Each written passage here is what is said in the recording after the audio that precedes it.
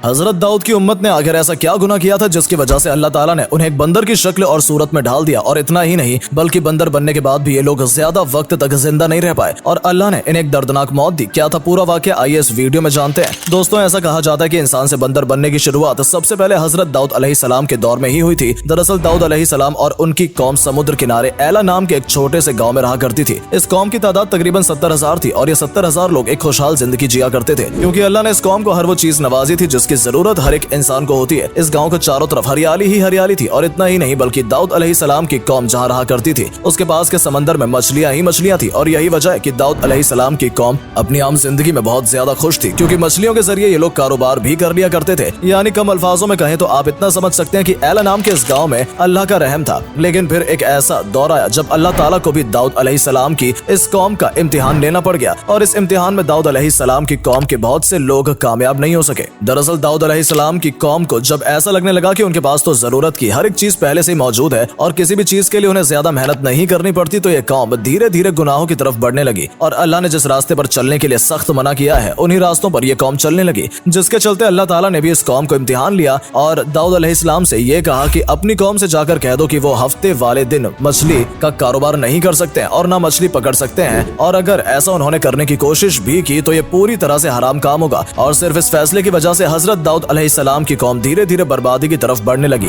क्योंकि हफ्ते का ही दिन वो दिन था जब समुद्र के किनारे मछलियां अपने आप ही आ जाया करती थी और लोगों के लिए उन मछलियों को पकड़ना काफी आसान भी होता था। लेकिन जब दाऊद अलैहिस्सलाम ने उनसे कहा कि अल्लाह का हुक्म है कि अब हफ्ते वाले दिन कोई भी मछली नहीं पकड़ेगा, तो ये सुनते ही सभी लोग बहुत ज्यादा परेशान हो गए। और क्योंकि दाऊद अलैहिस्सलाम की कौम मछलियों की वजह से ही अपना गुजर बसर करने लगी थी, इसलिए उन्होंने ये तो नहीं सोचा कि अल्लाह ने उनका इम्तिहान लिया है, बल्कि उन सभी के दिमाग में शैतानी ख्याल आने लगे और शैतान ने उन्हें बहकाकर ये कह दिया कि समुद्र के थोड़ी दूर पर एक नाली बनाई जाए और बड़े बड़े हौज तैयार कर लिए जाए, ताकि हफ्ते वाले दिन जब मछलियां आए तो सीधा इन हौज में आकर फंस जाए और जब हफ्ते वाला दिन गुजर जाएगा तो उसके बाद इन मछलियों को वहां से आसानी से पकड़ लिया जाए। इससे अल्लाह का हुक्म भी बना रहेगा और सभी लोग मछलियां भी पकड़ सकेंगे। बस फिर क्या था, जैसे धीरे धीरे सभी लोगों को इस बात की जानकारी दी गई कि समुद्र में नाली बनाकर मछलियों को पकड़ा जा सकता है, तो लोगों ने ठीक ऐसा ही करना शुरू भी कर दिया और जैसा कि शैतान ने उन्हें बताया था सब कुछ वैसा ही होने लगा। हफ्ते वाले दिन मछलियां जैसे ही समुद्र किनारे उन नालियों की तरफ बढ़ने लगती और हौज में जाकर फंस जाती, जिसके अगले दिन वो लोग आसानी से मछलियां पकड़ लेते। लेकिन बेवकूफी की हद तो ये है कि किसी ने भी ये नहीं सोचा कि जब मछलियां हौज में आकर एक बार फंस गई हैं तो इसका मतलब यही है कि इन मछलियों का शिकार हो चुका है और ऐसा करके वो लोग अल्लाह की नाफरमानी कर रहे हैं। हालांकि दाऊद अलैहिस्सलाम की कौम के कुछ लोग ऐसे भी थे जो इस बात के सख्त खिलाफ थे और वो जानते थे कि ये लोग ऐसा करके अल्लाह की नाफरमानी कर रहे हैं, इसलिए कुछ लोगों ने उन्हें समझाने की भी कोशिश की कि जो कुछ भी किया जा रहा है इससे अल्लाह खुश नहीं होंगे। लेकिन उन लोगों के मन में अब शैतान पूरी तरह बैठ चुका था और वो लोग सब कुछ जानते हुए भी अल्लाह की नाफरमानी कर रहे थे। और इतना ही नहीं बल्कि कुछ वक्त के बाद इन लोगों ने खुले तौर पर मछलियों को हफ्ते वाले दिन पकड़ना शुरू कर दिया और उन मछलियों को खाने के साथ साथ उन्हें बेचना भी शुरू कर दिया। बताया जाता है कि दाऊद अलैहिस्सलाम की कौम के तकरीबन 12,000 लोग ऐसे थे जो अल्लाह की नाफरमानी कर रहे थे और दाऊद अलैहिस्सलाम ने उन लोगों को कहा भी कि अल्लाह का अज़ाब बहुत खतरनाक होगा, इसलिए तुम्हें अल्लाह की नाफरमानी नहीं करनी चाहिए और हफ्ते वाले दिन मछलियों को नहीं पकड़ना चाहिए। लेकिन ये 12,000 लोग लालच में आकर दाऊद अलैहिस्सलाम की एक नहीं सुनते थे और फिर जब इनके गुनाह धीरे धीरे और भी ज्यादा बढ़ते गए तो लोगों ने एला गाँव में एक दीवार खड़ी कर दी, जिस दीवार के एक तरफ वो लोग रहते थे जिन्हें इस बात का एहसास हो गया था कि वो अल्लाह की नाफरमानी करते आ रहे थे और वो इस बात को लेकर काफी शर्मिंदा थे। वहीं दीवार के दूसरी तरफ वो लोग थे जो अभी भी अल्लाह की नाफरमानी कर रहे थे और किसी भी तरह के गुनाह करते हुए उनके मन में अल्लाह का डर नहीं आ रहा था। और जब दाऊद अलैहिस्सलाम भी उन्हें बार बार समझाकर थक गए तो उन्होंने भी उन 12,000 लोगों पर लानत भेज दी। अब हैरानी की बात यह है कि जब दाऊद अलैहिस्सलाम ने इन लोगों पर लानत भेजी तो उस दिन कोई भी मछली पकड़ने के लिए घर से बाहर नहीं निकला। अब दीवार के इस तरफ के लोग ये जानना चाहते थे कि आखिर ऐसा क्या हो गया कि जो लोग अल्लाह की नाफरमानी करते थे आज वो अपने घर से भी बाहर नहीं निकले।